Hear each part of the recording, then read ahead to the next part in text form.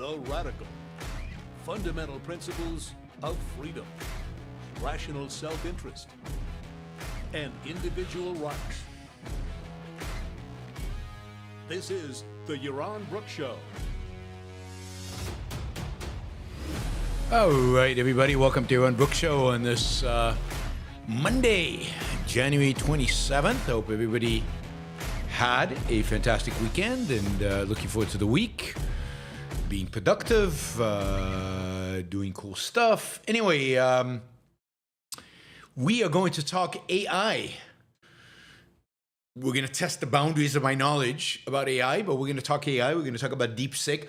I think the most important story today, certainly, but maybe for a while. I mean, this is big. This is big news.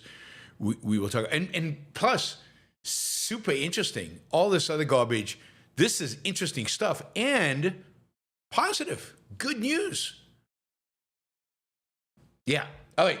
Well, let's talk about other stuff, the crap. We'll talk about TikTok. We'll talk about Colombia, the country, not Columbia, the university, and Donald Trump and Colombia, and tariffs and deportations and FEMA and all other stuff that, relates, I guess, to Trump. They all relate to Trump. TikTok, Colombia, deportations, FEMA. I mean, the news is Trump and something else. And in this case, the something else is DeepSeek. And we will talk about that. It's really, really, really good. No, this is amazing news. I know Ian is saying, unless you've invested in some U.S. AI companies,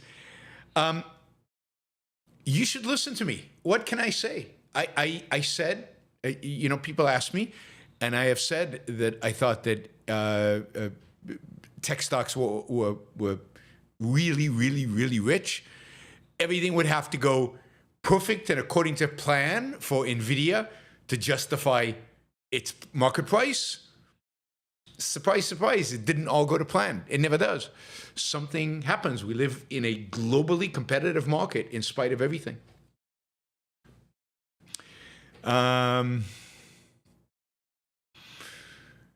Adam says he's owned SQQQ for a few months, so he went through enough pain.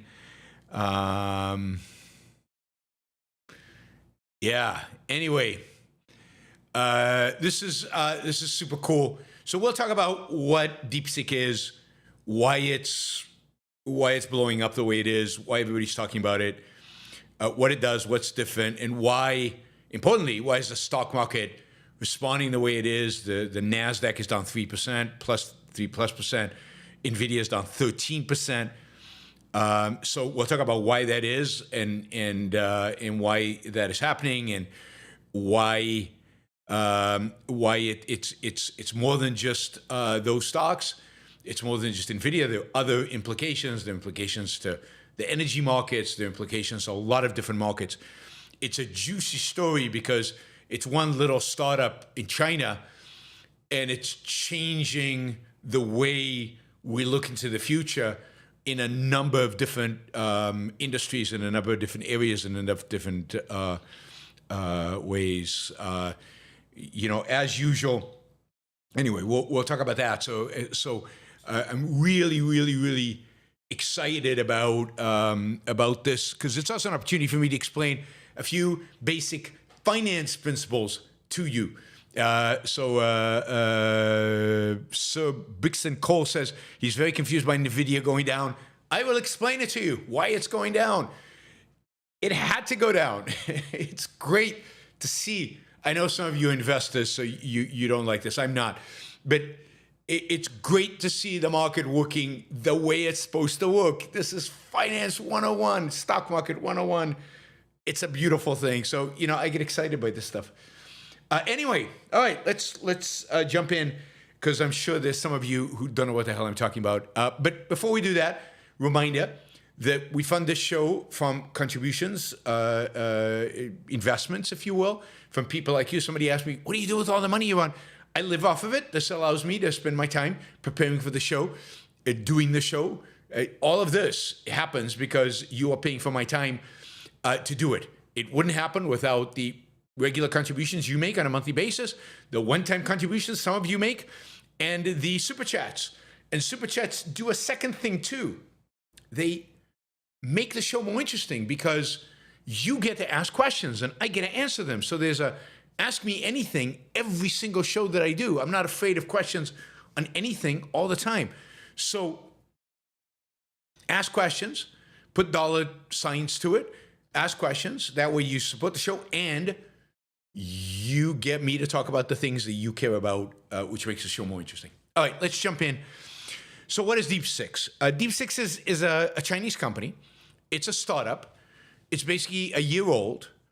And it was founded by a guy named Liang Wingfeng, who is the head of a hedge fund. It's a artificial intelligence-driven quant hedge fund called High Flyer. I don't know anything about the hedge fund itself, but the reality is that this company develops AI models. The AI models are open source, so you can actually go in and see the code, see the algorithms, see what's going on.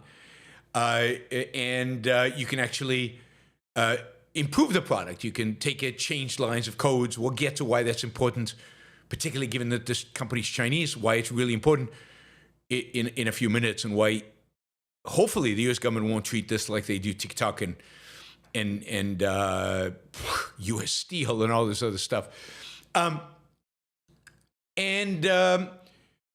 So it's an AI. It's like ChatGPT, and you can download it onto your phone. You can download it onto your computer and engage in asking it questions. Just one suggestion: don't ask it any questions about China. If you want anything accurate, it is clearly censored by the Chinese government. So with regard to China, if you ask it about Tiananmen Square, I think your whole phone blows up and it's gone. I'm kidding. But it won't give you an answer. It won't give you anything about Xi Jinping or anything like that.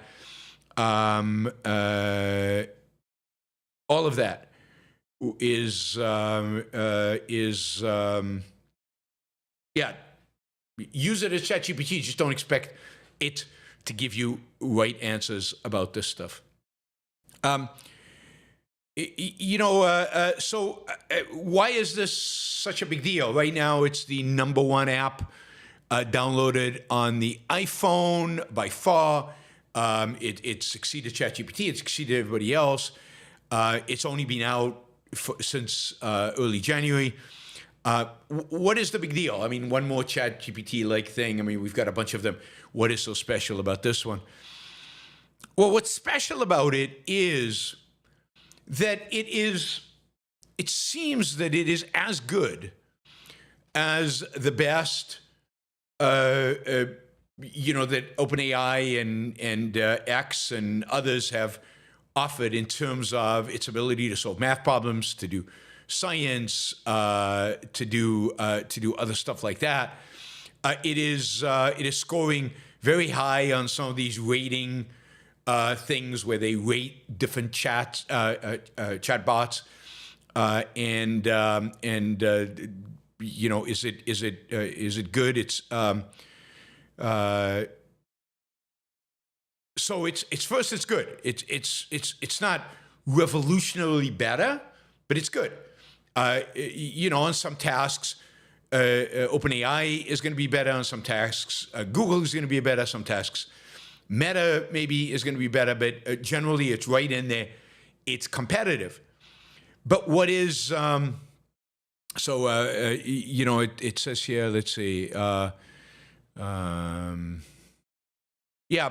leading benchmarks for things like mathematical tasks, it's really, really good. It's okay for general knowledge, and question and answer performance is pretty good. It also tells you the basis for the answer before answering. So it gives you kind of the context for why it's giving you the answer that it's giving, which is informative. But that's all kind of bells and whistles. What really makes this special and different and interesting, and why the market is responding the way it is, and why everything else is happening, is the fact that it costs a fraction to train, and more importantly, to actually use the model. to actually use the model. So while it's comparable to OpenAI o1, which is the best model they have from a quality perspective, it is significantly cheaper to train, and significantly cheaper and more efficient to use, right? Now, there's a lot of talk about the fact that this costs $6 million to train, and OpenAI and others cost hundreds of millions to train. I mean, that's a little bit cheating.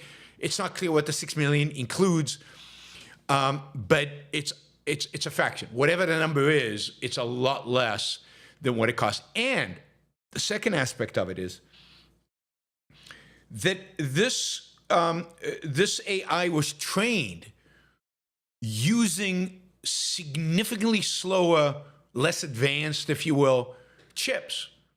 Previous generation Nvidia chips and other previous generation chips. So China does not have, Chinese companies do not have the latest, greatest chips. And one of the reasons the US has banned those chips from being delivered to China and the equipment to make them, the Chinese cannot buy. One of the reasons for all that was to prevent the Chinese from developing like the greatest and best chips in order to prevent them from being successful at AI. And what DeepSeek has done is it has managed to create a world-class AI on par with the best American models using older chip technology without the greatest and best.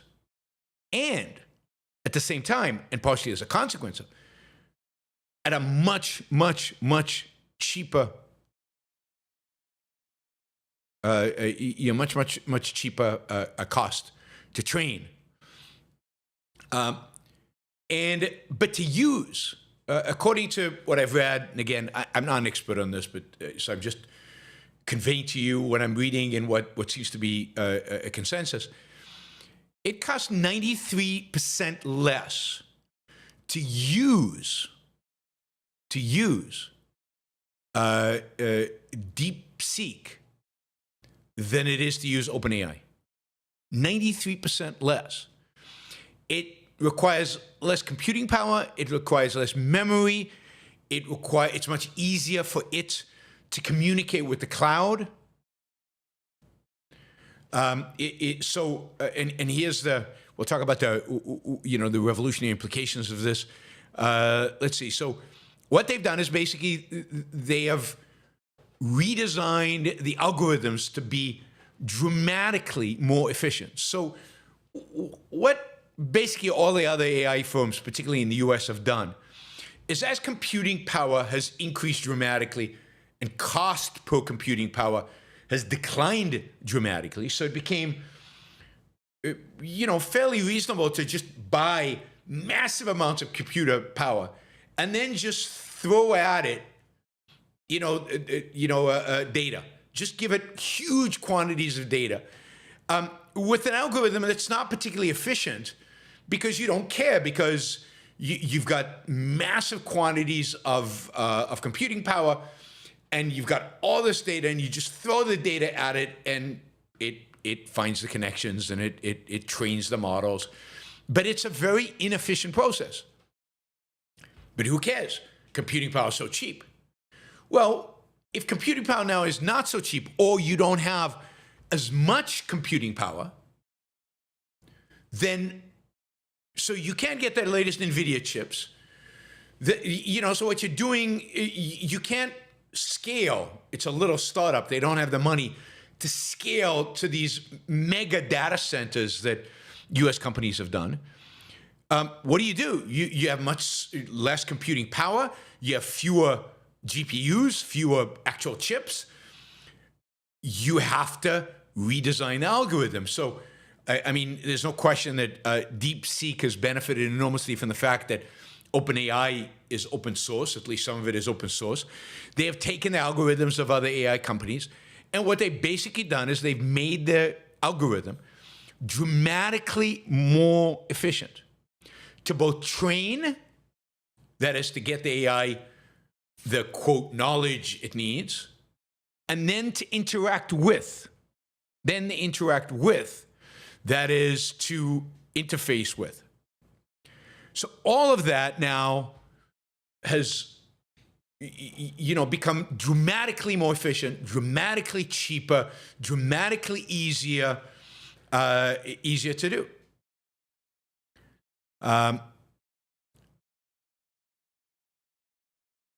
So, the hardware architecture supposedly is novel. It's innovative. It's new. It's different because they had to use fewer chips, less powerful chips. They have to figure out a more efficient way to put them together. So what you're seeing here is, I think Thomas writes, no, not Thomas. Ryan says, necessity is the mother of invention. What you're seeing here is massive invention because they are constrained by resources. They're constrained by resources. Okay. So the real revolution here is how cheap it is going to be to use. Now, what does that mean, right? It means if you lower the cost to train, you increase dramatically the return on investment on anything you do in AI. And what that means is that this company's return on investment is going to be dramatically higher because it's got a product that it's produced at dramatically cheaper cost than OpenAI. OpenAI now costs massive as compared. Therefore, their return on investment is much lower and probably in the foreseeable future negative, whereas DeepSeek is going to have immediately a positive return on investment. What this means, and this explains the stock market movement, it means that massive investments in infrastructure, Donald Trump's announced Stargate. I mean, I find it fascinating, right? Stargate, if you remember, Elon Musk criticized it, but for all the wrong reasons. But Stargate is now like ridiculous. It's absurd. Who the hell wants Stargate now? $500 billion to buy huge numbers of Nvidia chips and build a massive, a project and all of this stuff. You don't need 500 billions. These guys did it with 6 million. Now, 6 million, again, is not the right number, but they did it with a fraction of $500 billion. So who needs $500 billion? We need to figure out how to take the Nvidia chips that are so much better than what this company used, get these algorithms that are so much better, which they have made open source so we can all look at them, and now reduce the cost dramatically and build smaller data centers. We don't need these massive centers. And that means we need fewer Nvidia chips. That's why the stock is down 13%. We need a lot fewer Nvidia chips. You just don't need that quantity of chips. And we've just proved we might be able to use chips that are not Nvidia, that are not as good as Nvidia's. We don't need as much power. We don't need as much electricity. We don't need as much module nuclear power plants. So this says we don't need the utilities to increase dramatically. Now they will have to increase, but this means not as dramatically. You just don't need as much infrastructure as yesterday or the day before yesterday we thought we did. And given that we don't need that much infrastructure, anybody who's in the business of building infrastructure, Nvidia, for example, their stock is getting crushed. So one, DeepSeek's competitors' stocks are getting crushed. OpenAI and as a consequence, and Google and Meta and those kind of companies, they're all getting crushed. That makes sense. The people who make the nuts and bolts are getting crushed. The power suppliers, to the extent that utility stocks went up in the anticipation that they're going to have to produce more electricity and that is profitable to them, that might not be true anymore.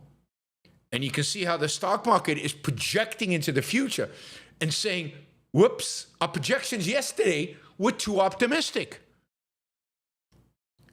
Our projections today, given this new information we've received from the success of DeepSeek, given this new information, our projections are being adjusted downwards, and therefore the stock price has to adjust downwards, and the market is responding amazingly rationally. Now, I don't know if 13% is the right decline or 10% or 20%, but decline and significant decline is the right thing to happen. The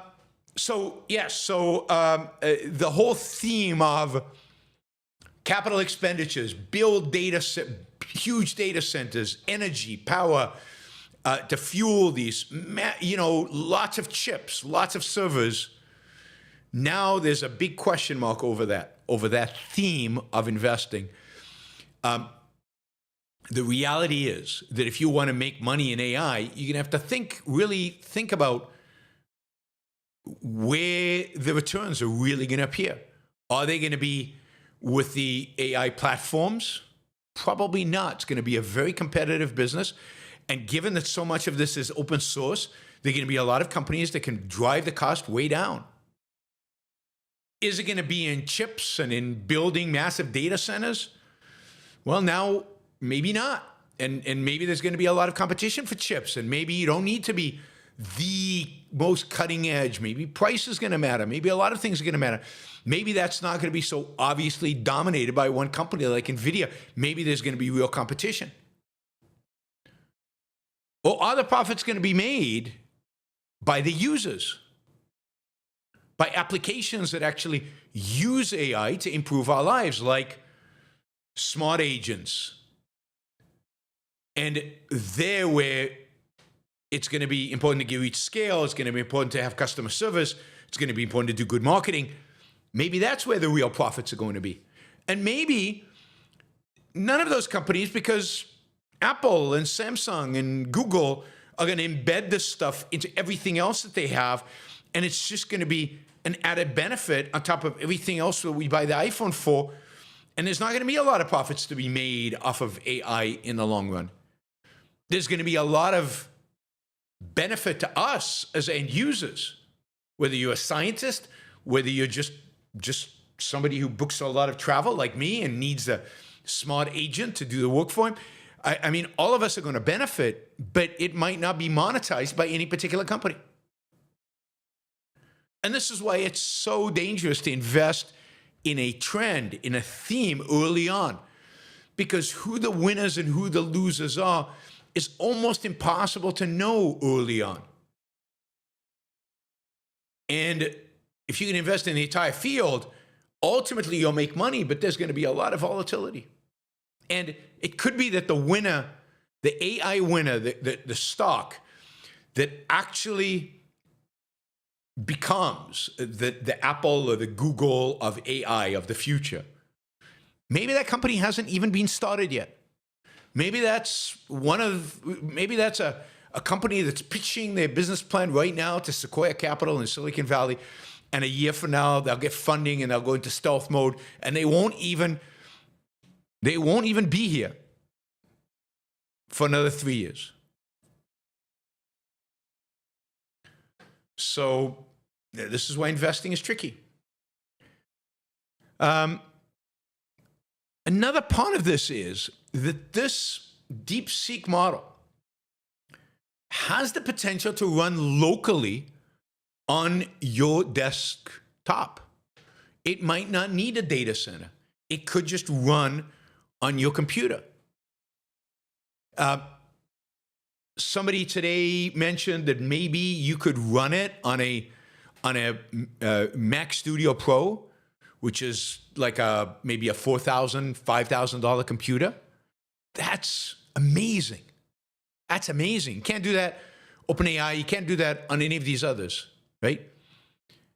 But what that means is you're going to have this massive competition now, both to increase the efficiency and the cost of this tool, this AI, and real competition now to increase computing power at the PC level. And not just at the PC level, at the phone level. Because the ideal is that it's not just running a little app on your phone and having to communicate with the servers somewhere to really do the work. But imagine if your phone now has enough computing power that an AI can sit natively on your phone and provide you with real AI answers, not by communicating out there, but really on the phone. Now, again, I don't completely understand this, but that's the revolution. And maybe the money to be made here is not going to be on Nvidia chips. Maybe it's on chips that make smartphones and make computers that much more powerful so that they can include this. Now, Apple makes their own chips. But anyway, you've got to really think through who the beneficiaries of all this is. So, you know, we keep going through these periods of computational power being local or being centralized, you know, mainframe computers, digitals, PCs, you know, server farms, data centers in the cloud. Maybe now we're back to PCs, phones. It goes back and forth, and who knows if this can be condensed, if this can really be made efficient. Maybe you can sit on a phone, maybe you can sit on your desktop. So it's going to be really, really, really interesting. And now you could imagine that maybe not the next iPhone, but maybe 2 generations of iPhones or 3 generations of iPhone, we're going to see a massive upgrade cycle where the phones are just going to be different. Because now, before they couldn't handle AI, now they can natively, and that's a massive change.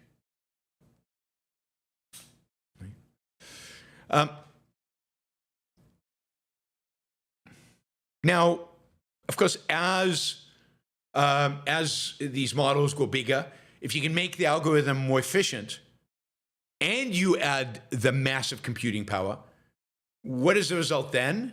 Do you actually get a exponential improvement in the ability of the AI to actually solve problems, in quotation marks, but to deal with problems? Does it become so much more effective, more efficient? If it does, that means potential for exponential economic growth and potential for exponential growth in things like cures for cancer, exponential growth in improved technology. Everything becomes dramatically better. So there's real potential here for companies that use AI. And for biotech companies, to software, to, you know, everybody. And then, of course, from an economic perspective, this is huge as an economic spur, but it also means that where's the value now? I mean, we talked about who is going to benefit, but also where's the competitive advantage? Who adds value to this process? Well, a big chunk of the value always has been, but I think it's going to become clearer and clearer, people who sit on lots of data. People who sit on lots of data who can make it proprietary data that not everybody can then use. YouTube, Facebook, Instagram, TikTok, X, social media becomes incredibly valuable, not for what we do on it, but for the fact that we're doing it, just for the sheer quantity of interactions that can be used to train models. So this is going to be fascinating. The extent to which this leads, it's going to lead to even more competition, and we'll see where it takes it. But you can understand why the stock market's reacted the way it is. This basically now says, okay, well, wait a minute, hold on. Where is the real value added? Who's going to benefit, and have we overdone it? With Nvidia, it's not that Nvidia now is worth zero. Of course not. Nvidia is still incredibly profitable. It's still going to sell lots of chips. But is it as valuable as we thought it was before DeepSeek became a reality, before we realized the full implications of what DeepSeek was doing? Right? So, yeah, it's going to be interesting. So, from stock market perspective, winners are probably not going to be the producers of AI. It's going to be a commodity, really cheap, really, and incredibly competitive. The real winners are going to be the users of AI, the people who figure out how to use AI to increase productivity dramatically. And you're not going to get monopolies. You're not going to get monopolies in the positive sense of massive market share. The competition here is going to be, incredible. And again, I think in every aspect of AI. All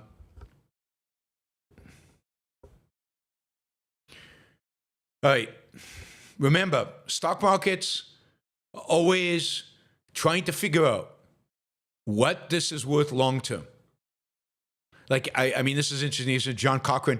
He asks, who made the money from the railroads? Like the railroads, the massive investment in railroads around the country. Who profited the most from it? Not the railroads. Railroads was a low margin business that never made its investors a lot of money. But who did make a lot of money? Wheat farmers in Kansas? Right? The users, the people who could use the railroads to ship products and dramatically increase their market share, their access to new markets. So we might all be super excited about the railroad and invest heavily in the railroad. But actually what we should have invested in is in farms in Kansas who now have access to the entire United States, and even because they have access to ports, global markets. All right, let's do one other aspect of this, and that is, well, what about the fact that DeepSeek is a Chinese company? Oh my God, it's the end of the world, obviously. We have to ban them, we have to stop them, we have to close them down. Now, because we know it's very much Chinese, as I said earlier, it's censoring information. Don't ask it questions about China. Now, should we ban it? Now, notice that if we banned it, we wouldn't know what it can do. We wouldn't know it exists. It might be in some closed circuit in China, and our companies would be investing and going in the wrong direction and not even knowing it. Competition is good. And that fact is going to make American companies better by competing with Chinese companies. Counter to ignorant economics a la Donald Trump, foreign competitors make American companies better, just as domestic competition makes companies better. Now, it is true that DeepSeek will be able to send the Chinese government all your query information. All the chat box interactions could be sent to the Chinese government. How scary is that? Almost as scary as the Chinese government knowing about all those cat videos you watch on TikTok. As you know, I'm against banning TikTok, and I'm certainly against banning this one. But what's interesting here is, because DeepSeek has revealed its source code, because it's out in the open in terms of what the code is, the algorithm is, according to Wall Street Journal at least, programmers should be able to go in and remove whatever code lines are sending data to the Chinese Communist Party before using it and putting it into products. So I think that's one way in which DeepSeek has kind of protected itself from being banned in the United States. But this is great. I mean, let's hope we're not heading towards a world where we're going to ban everything that's made in China. That would be a disaster for the United States. that would reduce competition dramatically, that will disconnect us from one of the most exciting markets in the world. And it would be, I think, a real tragedy for the U.S. If that happened, and if we did something that stupid. I wouldn't put it beyond our government to do it, but it is possible. All right, let's see. What else do we? Oh, one other thing I want to say about China, about DeepSeek, and that is that, I mean, this flies counter to some of the things I've been saying, basically saying, don't worry about innovation in China. The more authoritarian it becomes, the less innovation there will be. And that's, I think, still absolutely true. However, it seems like there's still enough freedom in China, in pockets, where entrepreneurs can still do pretty crazy stuff, can still raise money, or in this case, because he's a hedge fund guy, maybe most of the money came from his own funds, can actually do exciting things. There's still enough space for freedom, and it's still true that as authoritarianism increases, that freedom will go away, and they'll be less competitive. A lot of people have called this the Sputnik moment, the moment where the U.S. realized foreign countries are getting ahead of it. But it's not a foreign country. This is not Sputnik. This is an individual company founded by an individual entrepreneur functioning in an incredibly competitive market who's come up with an innovative, exciting, amazing new way to do something. And now, you know, they've thrown down the gauntlet. Let's compete. But it's not the U.S. versus China. It's DeepSeek versus OpenAI versus Google versus X versus all these other companies that are doing Perplexity or whatever they call themselves. All these companies doing AI chat box or AI stuff. Very exciting. All right, let's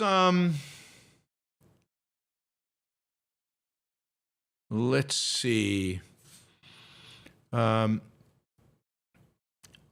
Let's talk a little bit about these other stories. I'm not going to take long on these. I do have a hard stop today at about half an hour, about 3:30.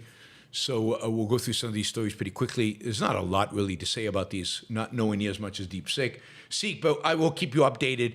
And as the market continues to respond, we'll talk about this. So there's been a development on the TikTok front that I find really scary, and I don't know if it's real or not. We'll have to figure it out, but it is scary if it's real. So at some point, Donald Trump said that he wanted the ownership, the future ownership of TikTok, once once all the issues are resolved, that the U.S. should own 50%. And I took it, and because I'm so benevolent towards Trump, I took it, and I think most people took it as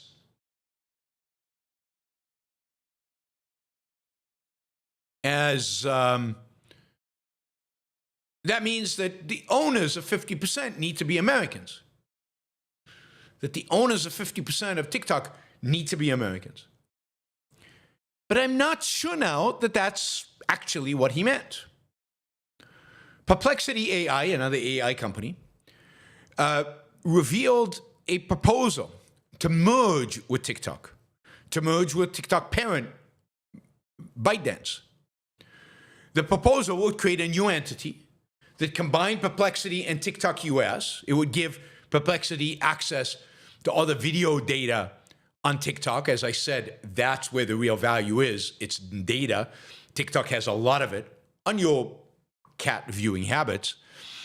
But as part of this deal, this new entity would go public. And as part of that, the United States government would own 50% of the new company. Now that is bizarre. The U.S. government, as far as I know, does not own publicly traded stocks. Thank goodness. The United States government does not directly intervene in equity markets, in stock markets. It doesn't own companies, even if it's 49%, to give it a little less. But so the idea is to live up to Trump's 50%. But that is super scary. Even when they do bailouts, even the U.S. government does bailouts, it avoids equity. It takes on all kinds of positions of debt. And when it does own equity for short periods of time, I have been enormously critical of that. And it's usually for a short period of time, and they have no voting rights, and they have all kinds of restrictions on them, and then they sell them. This would be the first time that I know that not as part of a bailout, that as part of just a plan, the U.S. government would now own a private company. I don't know if they can do that. I don't know if it's legal. I don't know how this stands up. I don't know if this, I mean, the story is circulating. I mean, this is CNBC, so on a bunch of financial network type places, it is pretty, pretty scary. It's got, Perplexity has about a $9 billion valuation. I don't know how much of that is real, and I don't know what the valuation is today after DeepSeek. But the idea that the government starts owning businesses, picking winners and losers, in this case, it would own an AI company, and it would own a social media company.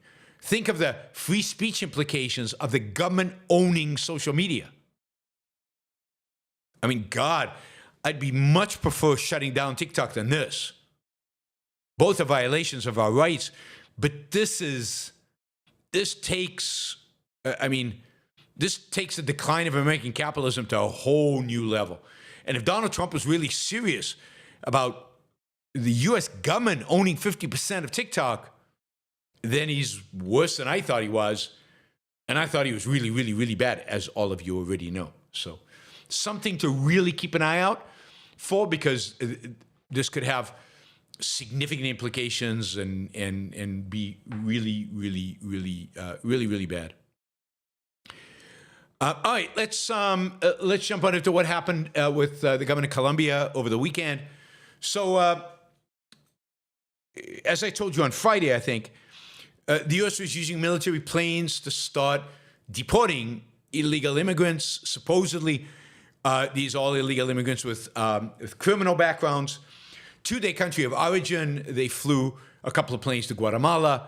Mexico basically said, no, you can't fly military planes into Mexico, so they didn't fly them to Mexico. And then they tried to fly one into Colombia, into Bogota, I guess, in Colombia, and the Colombians refused to accept the flight. And when Trump heard that the Colombians refused, he basically came out and said, oh, if you're going to refuse the flights, we're going to impose 25% tariffs on everything that we import from Colombia. And the first response of the Colombian president was, yeah, go ahead and do that. We'll impose tariffs on you. But here's the thing about tariffs. Tariffs are lose-lose. Tariffs are lose-lose. But the losses are not distributed equally. That is, if you put 25% tariffs on everything coming in from Colombia, the United States loses because prices go up of things we buy from Colombia, like coffee. But, we could probably stop buying Colombian coffee and buy Brazilian coffee instead, and the quality might go down, and a few people out there in Seattle who can tell the difference between Colombian coffee and Brazilian coffee would be upset.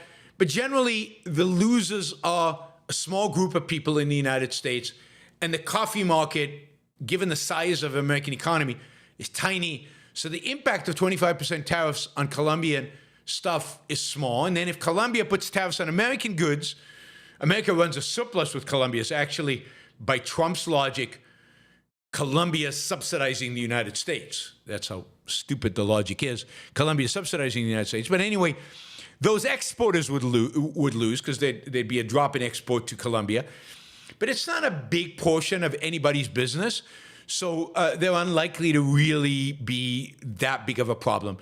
Whereas for Colombia, it could be huge. The United States might be a big chunk of their coffee exporting business. if the U.S. stops buying coffee from Colombia or reduces the amount of coffee it buys from Colombia and shifts to Brazilian coffee, Colombian manufacturers will have to find other markets. Maybe they can easily, maybe they can't, but it's a hassle. The costs are felt in Colombia, and the cost in Colombia as a percentage of the size of their economy are dramatically bigger than the United States. Which means the United States can bully, and this is bullying, a lot of countries into doing what the United States wants them to do with this threat of tariffs. The U.S. can say, yeah, we're willing to take the pain. We're willing to take the loss, your retaliation, and the fact that coffee will be more expensive. We're willing to take that loss in order to force you, or in order to get you to do the things that we want you to get. And they can win that battle. But that's being a bully. It's using force, using coercion to get what is supposedly a friendly country to do what you insist that they do. In this case, take a military plane. By the way, Colombia said, we're willing to take them in a civilian plane. We're willing to, I think they even flew their presidential plane to Guatemala to pick up some Colombians. We just don't want them in a military plane. We don't think that's a dignified way to treat our citizens. Whether you agree with that or not, it doesn't matter. That's what they wanted. And by the way, the president of Colombia is really, really, really bad. I mean, he's a real leftist. He's a former, terrorist. He's a really bad dude. One of the worst in Latin America.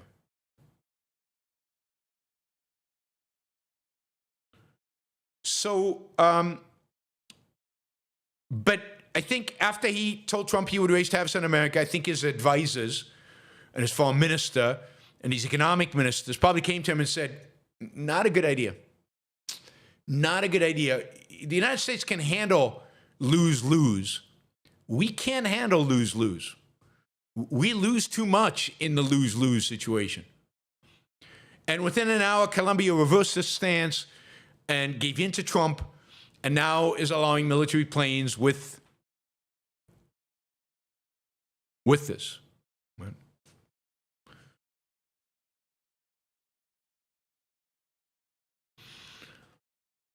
So, this is Trump just being a bully. He can do this with Colombia. He can do it with a lot of countries, because a lot of countries are small. Doing it to China is a lot more difficult, and that's why maybe he's starting to backtrack from threatening China. Doing it to Mexico and Canada is going to be difficult given the amount of exports we have towards these countries and imports, and the cost of the U.S. economy of massive tariffs on Mexico and Canada. And I get that he wants to deport all these illegals. Why he cares what kind of plane is being used,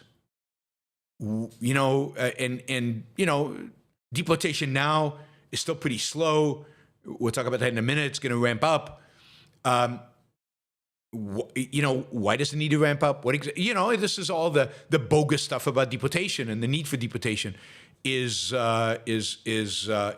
truly, truly horrific and horrible. So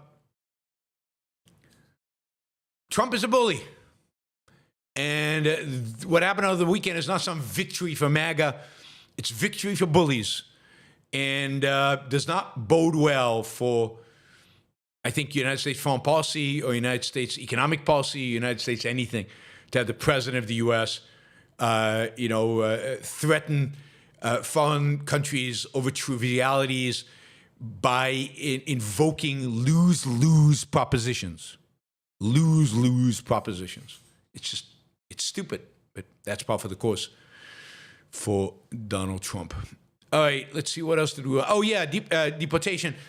It looks like Trump is not happy with the number of people who are being deported. ICE supposedly is arresting about 500 people a day, something around that. It looks like the Trump administration is going to provide them now with quotas, with daily quotas that are going to take it from a few hundred a day to somewhere between 12 to 1,500 a day, so 1,200 to 1,500 a day, which is kind of more the pace that Donald Trump would like. We will see how well that goes and how disruptive that becomes. It's already disrupting businesses across the country. It's already challenging from an infrastructure perspective to get all these people, house them, and then deport them. But it looks like quotas were outlined this weekend in a call with senior ICE officials. The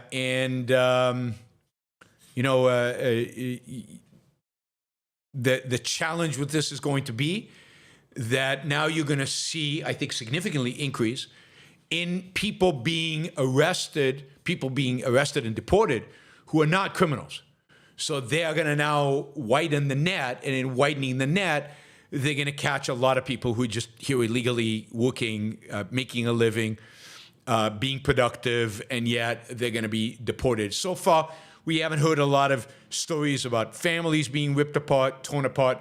I think ICE has been very selective and targeted in who they've gone after to make this as clean and simple as possible. They moved so fast that it was clear they had lists of people that they wanted to deport, and they went after them, and they knew exactly where they were. This is going to get much worse. It's going to get much more disruptive, much uglier, and the PR is going to get much uglier. Everything about this is going to be bad. But the American people support this. This is one thing that the American people are completely behind, and we'll see if it continues, to be, the support will continue to be there as this becomes more and more disruptive. But deportations might be tripling in number over the next few days. Finally, Trump, once in a while, says stuff that is actually good. He almost never actually follows through and lives up to it. But once in a while, he says stuff that's actually good. Like last week, he was going around and saying, maybe we don't need FEMA. Maybe all this disaster relief should be left up to the states, and we need to get rid of FEMA. And I am 100% behind that. I would like to see FEMA go to zero and have zero federal aid for natural disasters. States can take care of it. Maybe states, as a consequence of that, will actually deregulate their insurance markets. So insurance actually starts reflecting risk, and therefore these natural disasters are not as disastrous as they are today when insurance doesn't provide the right incentives. And then if there's going to be a massive pool of money used to bail people out for living in flood zones and for living in fire zones and for living in hurricane zones, then let it be done at the state level, and then maybe state voters will get upset about stuff like that and force the government to modify its policies. Much more likely to happen than at the federal level. And there's absolutely no reason why people who live in Minnesota, who are used to having a natural disaster every frigging winter, because a winter in Minnesota is, by definition, a natural disaster. And yet they never get any FEMA money. And they subsidize people who maybe have second homes on the coast of the Gulf in hurricane zones, or people who build homes in what are clear-cut flood zones, or like really expensive homes in what are fire zones. The people in Minnesota who never use FEMA, right? They get to subsidize all these other places. And that's absurd and ridiculous. And that's what, making it a federal program, and that shouldn't exist at all. There should be no government bailout. But making it a federal program is particularly offensive. So I am 100% behind getting rid of FEMA. Sadly, and you can, I'm willing to bet anybody online, any of you Trump supporters, that it will never happen. Not never. It won't happen under Trump. First of all, it has to go through Congress. Congress would have to vote to get rid of FEMA, and There's no way congressmen from the FEMA receiving money states will ever agree to that. And it also needs a president who's actually committed to the things he says and actually follows through and actually believes in stuff other than tariffs and deportation, which are things, I think the only two things that Trump really believes in and is really going to follow through on. I don't believe he'll follow through in FEMA. There's executive order to look into FEMA, and because it's so inefficient. We know it's inefficient. You remember, what was the hurricane that swept through New Orleans? And, Walmart was far better at getting aid to people than FEMA was.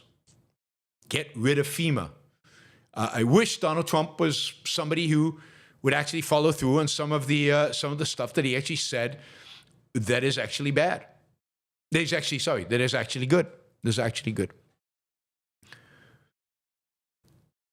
Jones says, Trump supporter sounds so bad. Yeah, it's not good.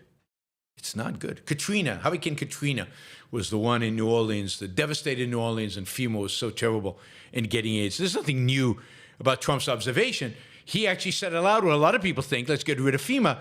Now, follow through. Let's see ya. Dodge, where's Doge? What Doge should follow through, should get rid of FEMA, should put it on the agenda, and then go to Congress, twist arms, force them to pass a bill that defunds FEMA forever. That would be so cool. Won't happen. Won't happen. All right, guys, that is the news. All the news fit to print, as the New York Times used to say. That is the news as of January 27th, Monday. And we'll do another news show tomorrow. I might have a show tonight, just for, we'll see, at 7 p.m. East Coast time.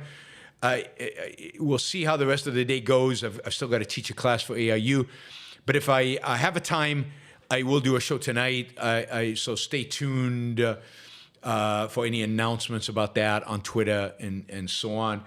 Let me just say, if you'd like to support the show on a monthly basis, on a regular basis, which is the best way to support the show because it's predictable, it's knowable, then please consider going to patreon.com, putting in Yaron Brook Show and making a monthly contribution. That is phenomenal. I know a lot of you have done that in January. I've seen a real uptick in Patreon contributions over the month of January. So please, those of you who haven't yet, please consider doing it. You can also do the same thing on PayPal. You can make monthly contributions on PayPal to Yaron Brook Show, which is it just makes everything predictable and everything knowable, and it's a great benefit to the show. As you know, the only reason the show can exist, is because of support from listeners. No other way. All right, let's jump into your super chats. I'm limited in time today, so we're going to run with this. All right, Not Your Average Algorithm, $100. That is amazing. Thank you, Not Your Average Algorithm. Really, really, really appreciate it. Maybe one day I'll learn his real name or her real name. What is the difference between the principle in the American justice system of it is better to let 1,000 guilty men go free than to put one innocent man in jail, versus the Israeli approach of releasing 1,000 Palestinian prisoners to get one innocent hostage returned?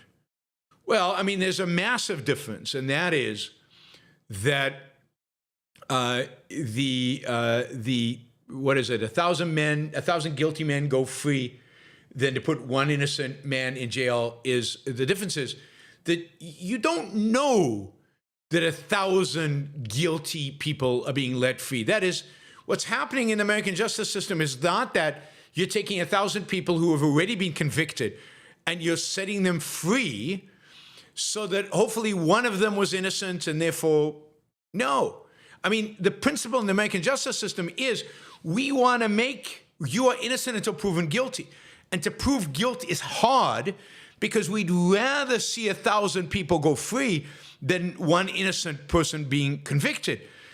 That is a standard that puts the burden of proof on you to make sure that somebody is guilty before you put him in jail. That's good. But it's not purposefully identifying 1,000 guilty people and saying, okay, you can go free. Whereas what Israel is doing is exactly that. It's got 1,000 people who are clearly guilty, who've been convicted, some of them of murder, some of them of multiple murders, planning and executing, and then releasing them. By releasing them, not only do you get the risk of the same risk as you get with the justice system, that is, I'll commit more crimes, but you get the added risk that more innocent people will be captured. That is, you're providing a real incentive to the bad guys. You're incentivizing hostage taking. The justice system principle, you're not incentivizing bad behavior by doing it. Here, you're clearly incentivizing bad behavior. You're incentivizing the taking of prisoners. And notice that the American principle doesn't involve negotiating with evil. It doesn't negotiate with the guilty people. It's not like there's a committee of guilty people and we decide which 1,000 guilty people we release. Israel, in order to do this, has to negotiate with evil, has to negotiate with Hamas. And by doing so, provides Hamas with an incentive to continue to exist, to continue to fight, and to continue to take hostages. The more hostages they take, the more of their own people they get released, the more guilty people they get released. Again, that doesn't exist. So it's completely, utterly different. Remo, wouldn't Mr. Sunshine be even more powerful if the main characters had slept together, or even the kiss that never happened? For me, it is even more heartbreaking that they never got the chance to experience that during their relationships. Yes, I mentioned this if you go back and listen to my reviews. I did several reviews of Mr. Sunshine. My biggest criticism of Mr. Sunshine is that they never got to sleep together. They never had sex. It would have been much more powerful, at least the night before whatever happens and then happens, which I won't say, not to include too many spoilers. They have sex. So, and the kiss, of course, God, it's so frustrating that they never kiss. They even go alone into the wilderness and on that adventure where they go riding to the seashore or whatever. But there's never an indication that they have sex then. That should have been the time they had sex. That is the only weakness in the show. And it is a weakness in the show. And it's got to do with, I don't know,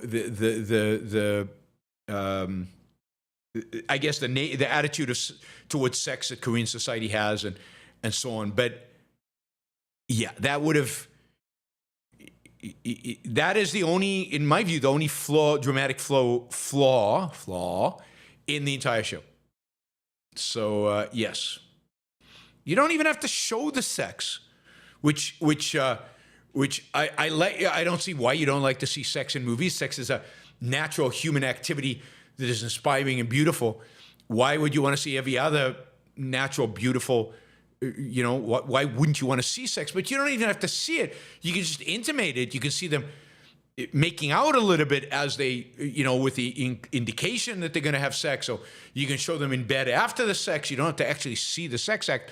Although I see absolutely zero wrong and a lot good with actually seeing sex. We need to start treating sex as something natural. We need to start treating sex as something to celebrate, as something, a beauty of something that can be incredibly and visually incredibly sensual and exciting and interesting. You don't have to be pornographic about it, but to shun it is being, Christian about it. And I'm anti-Christian in almost everything, and certainly anti-Christian in his attitude towards sex.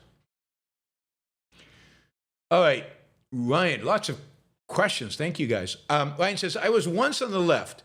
Now I'm an individualist.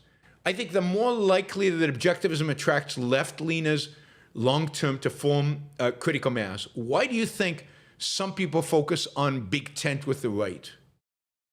I think they focus on big tent with the right because they are from the right. And they are rightists. They have an element of collectivism in them. They have an element of love of tradition and love of the conservative in some deep way. They haven't really grasped objectivism and how revolutionary it is, and how it's nothing to do with conservatism. It's the antithesis of conservatism. And therefore they latch onto that. I think that's one reason. The second reason is they want political influence. They believe that the only way that objectivism is meaningful is it manifests itself in political influence. And, I think objectivism is meaningful and important because it has an impact on you as an individual and your life. And the political implications of objectivism are far less important than the implications to how you live your life and what you do with your life. That, to me, is the primary. So, yeah, that's why they want a big tent, because they think by being a big tent, they will have more political influence. But what actually happens is by having a big tent, their voice gets diluted, their own ideas get diluted, and once they get into a position of power, like Alan Greenspan, they're just conventional like everybody else, and they don't make any changes at all. They become zeros. John, since the Magnificent Seven, Nvidia, Google, Meta, companies comprise so much of the S&P 500, are there any synthetic risks in our free market, systemic risks in our free market? I'm not sure I understand the question. Yeah, I mean, they're huge systemic risks. I mean, if a big chunk of the population is invested in the S&P 500 and therefore heavily invested in those seven companies, then that is their wealth could be affected significantly. But our market's not free. So there's nothing about this market that's free. That's why I put free in parentheses. But I'm not sure what this has to do with systemic risk.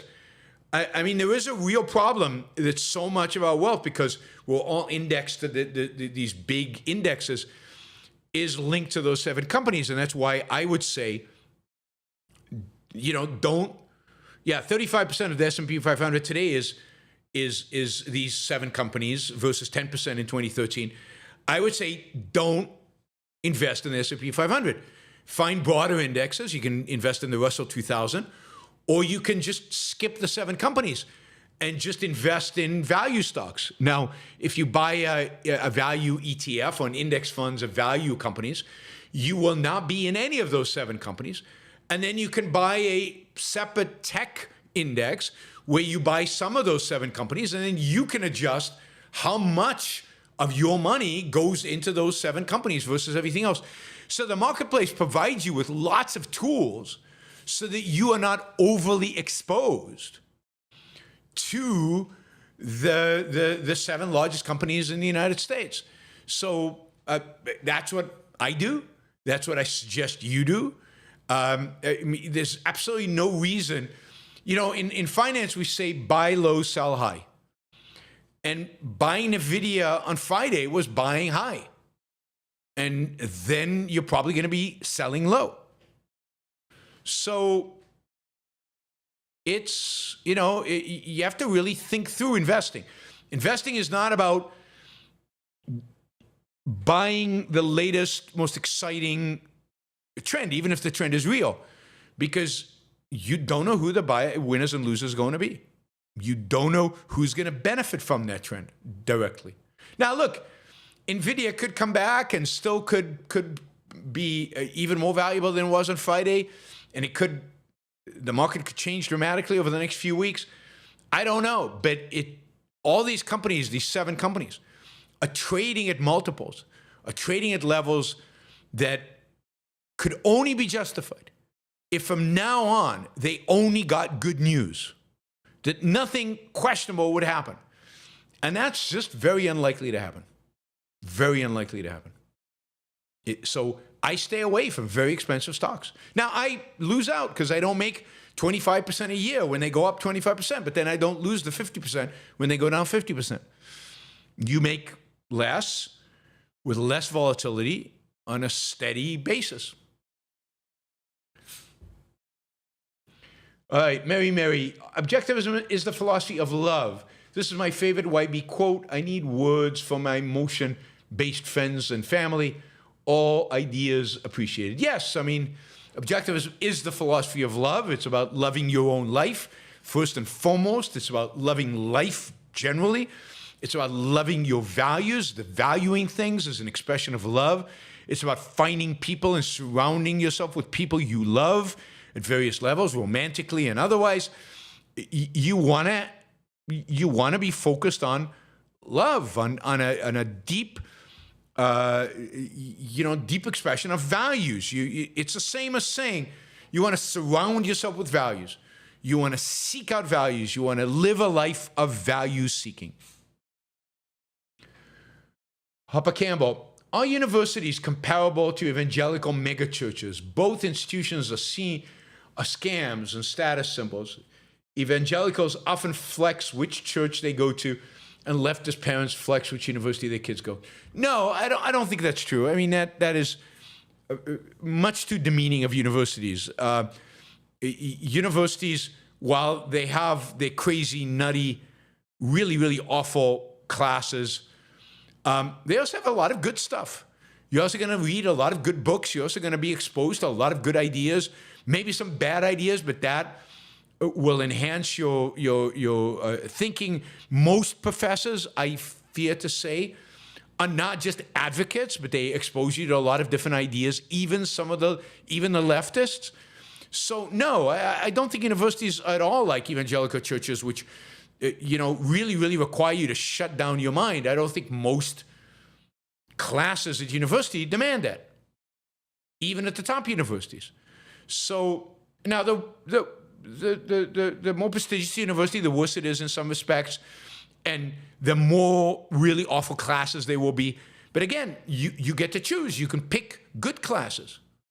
Whereas there's nothing good about evangelical churches. Zero, zilch, nothing, nada.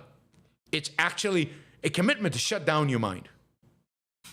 And it's sad that some students at these universities actually shut down their minds as a consequence. But the reality is that most students, even most students who go to top universities, don't come out of those universities completely mindless.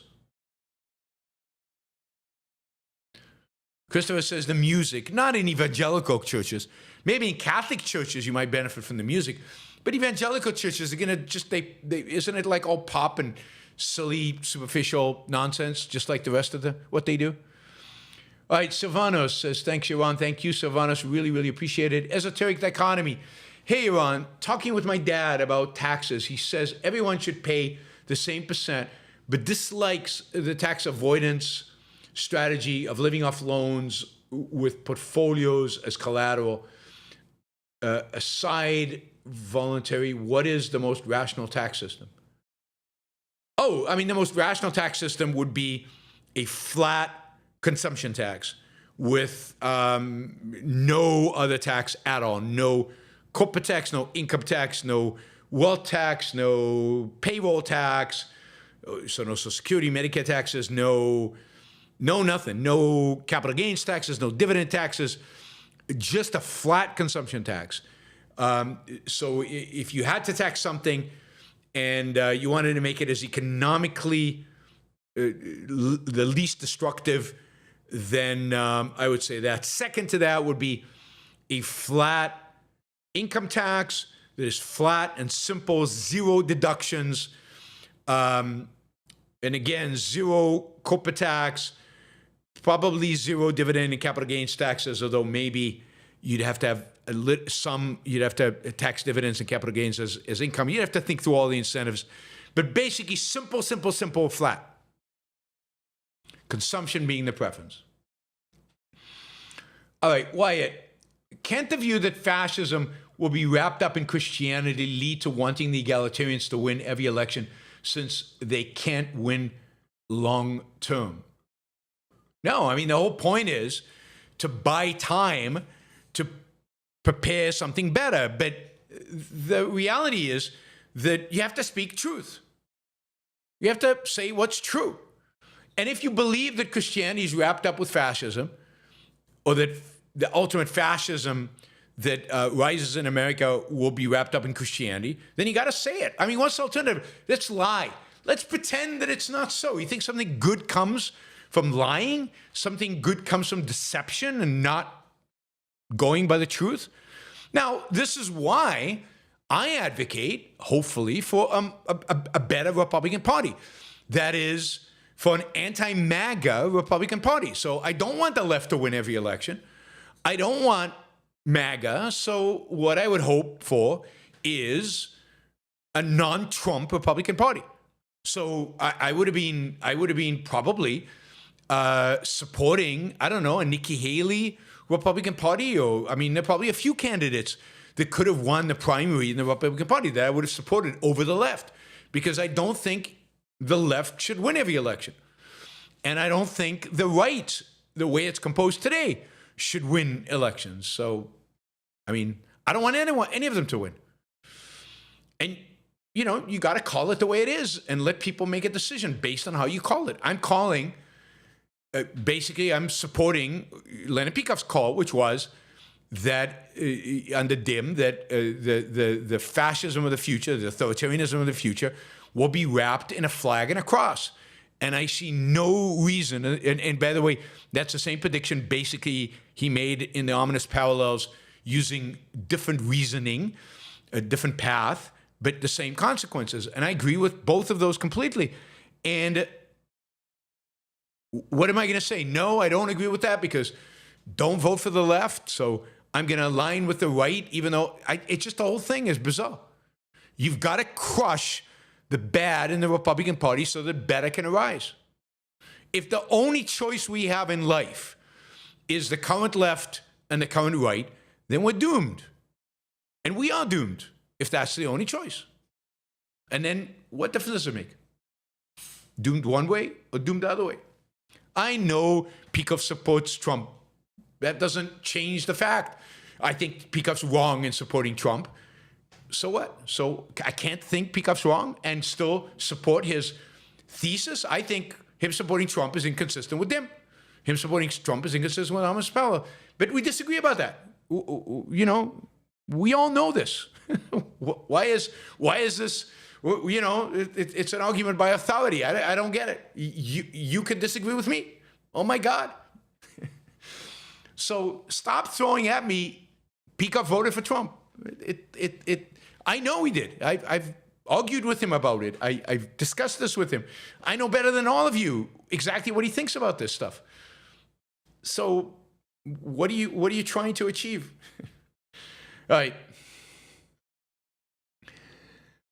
Michael, why is the environmental movement so strong in Germany? It seems Germans have a very anti-life ethos due to their entrenched Kantianism. Yeah, I think it's the Kantianism. It's the anti-man, anti-individualism.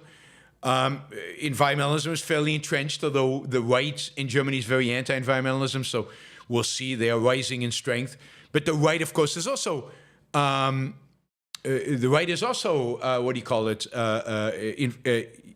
The right is also collectivist. So I think it's the foundation is that Germany generally is collectivist, and it's just a matter of collectivist around what principle. And environmentalism became hot and influential, and it was great because you could sacrifice a non-human being. So it's very much like religion in that sense, and it unified people. But the origins of all that is Kantian anti-reason, inability to think. Michael says, what Trump has gotten away with shows rule of law is far more fragile than most Americans think. I think that's absolutely right. It's what is really dangerous about Trump. He'll push the envelope on the rule of law. He will push to see how much he can expand and how much he can work outside of it. And the fact that he's successful will only encourage the future authoritarians to be even more aggressive around working outside of the rule of law. Michael, how did you initially get your back injury from being in the tank corps? Probably from being in the tank corps.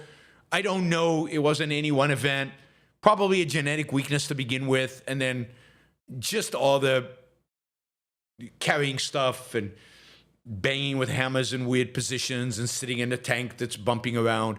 None of that helped, given the genetic weakness and the fact that maybe in my exercise routine when I was young, I didn't do enough to support my core and did a lot of exercises that hurt my back. I did, for example, at one point, 1,200 sit-ups.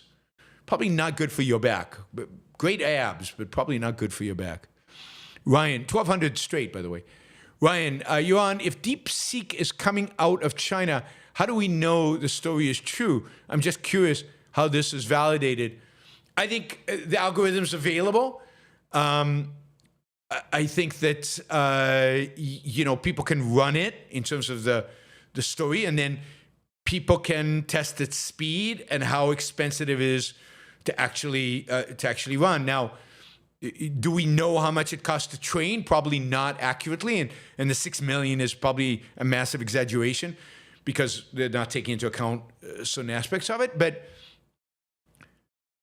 I don't know fully how they can look into and figure it out, but it certainly seems like really, really smart people who are in the space have come to these conclusions. So we could be second guessing them, but I'm not, because I don't know enough about the space. Drin, the left is motivated by and driven by altruism, but not the right. The right is driven by fear, resentment, hatred, irrationality. Look at the evil with which they treat immigrants. No altruism, none.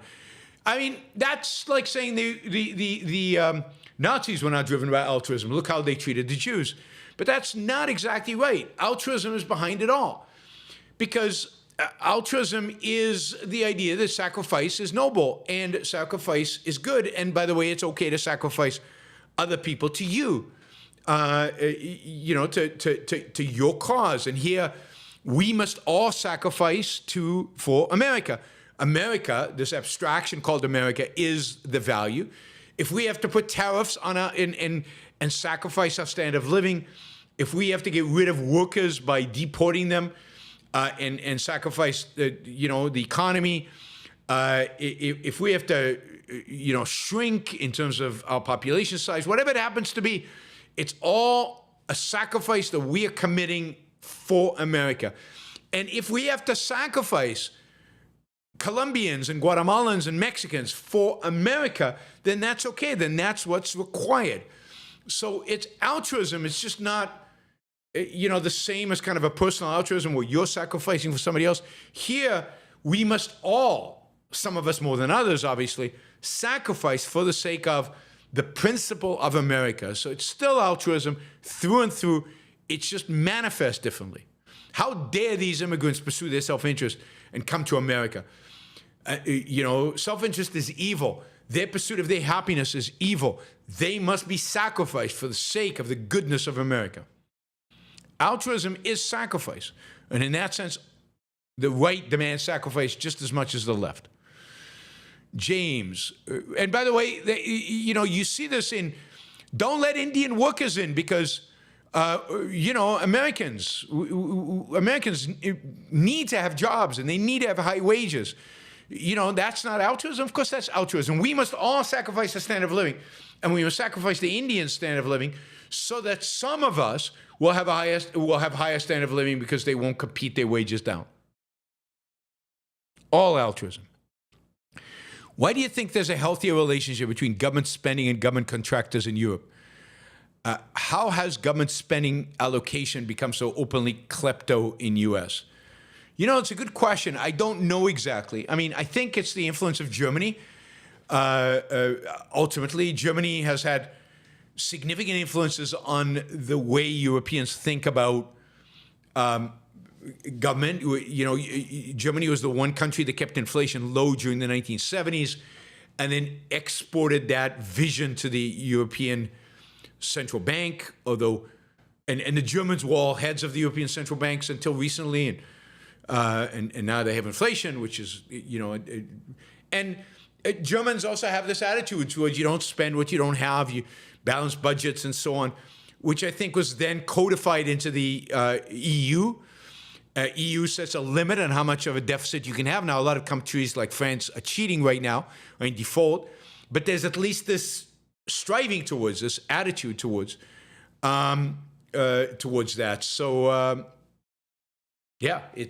think it's the influence of a German attitude towards budgeting, and maybe that comes from the lessons learned from the pre-World War II or pre-Nazi Germany, where they got hyperinflation, and maybe they learned their lesson. Liam, the world just isn't as complex as conspiracy theories imagine it to be.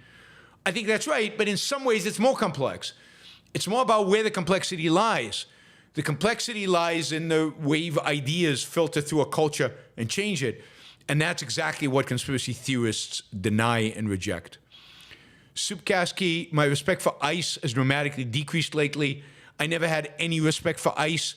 It seemed to me a little fascist organization, that blocks the roads and stops you and looks inside of your car and might ask you for IDs because you might look not, a little differently or whatever. I remember there's that thing on the road from San Diego to LA where ICE inspects you and has the potential to stop your car and ask for IDs. I think it's horrific and disgusting, and it's just worse because it's given more power. The more power you give those agencies, the worse they become. Clark Young, what are those giant tax cuts Trump is promising? Is this rhetoric more populist and fascistic than his actual governing strategy? His advisors seem to be telling him to dial back the statism. The tax cuts are really non-existent. The tax cuts he did in 2017, they expire this year, so he has to renew them. So he is counting the renewal of the tax cuts he did back then as new tax cuts, because if you don't renew them, taxes would go up. So he's counting taxes not going up as tax cuts, and he's offering all kinds of stupid things like no taxes on tips. He was in Las Vegas last week and talked a lot about that. No taxes on tips and maybe one or two other small tax cuts, but no, the big tax cut is the preservation of the previous tax cuts. That is, not allowing for tax increases. Michael, today is Holocaust Memorial Day, and the president of Ireland just came out comparing Israel's current genocide to the Holocaust. Yeah, he should be ashamed of himself. It's absolutely disgusting, really horrific, and it's just hard to imagine how evil and horrible these people are. Just unbelievable. Have you ever flown kites at the beach? Thank you. Yes, a lot of fun. Long time ago. I think when my kids, the last time I did it was when my kids were, 8, 9, 10 years old, something like that. It's a lot of fun. So Brixton, thoughts on this new brand of libertarian nationalism on the right? Elon Andreessen. Well, I don't consider Elon and Andreessen libertarians. I don't think necessarily there's anything. Certainly, Elon is not a libertarian. I don't think. So, I think they're all pretty scary. These are really, really smart people who think that they can be better central planners than the central planners of the left. But it is scary, and again, all in the name of the state, all in the name of America. So all in the name of that form of demand for sacrifice and nationalism, collectivism. So it worries me. I also think, though, that they are going to have a clash between themselves and the MAGA. So I don't think they're going to get a lot done because of that clash. So, yeah, we will see how it all progresses. But bad stuff. Bad stuff. I don't think... Yeah, I wish they were free marketers and that the nationalism was more patriotism than nationalism, but nationalism is a collectivist idea, which I think is what it is today in MAGA. Ian says, don't forget to watch Startup. It's on my list now. I have to sign up for this Korean app in order to get it. It's not on Netflix or Prime or anything like that. But it's on the list, so it'll get watched at some point here. All right, everybody. Thank you. Thank you to all the super chatters. I have to run because I've got to teach a class in 30 minutes for the Ayn Rand University. There might be a show tonight. Stay tuned. So if I don't see you tonight, there'll definitely be a show tomorrow. There'll be another news roundup tomorrow. I think that it'll be significantly longer than this one. So sorry I had a rush today, but Mondays are always going to be rushed because I teach most Mondays. All right, everybody. Bye. See you soon.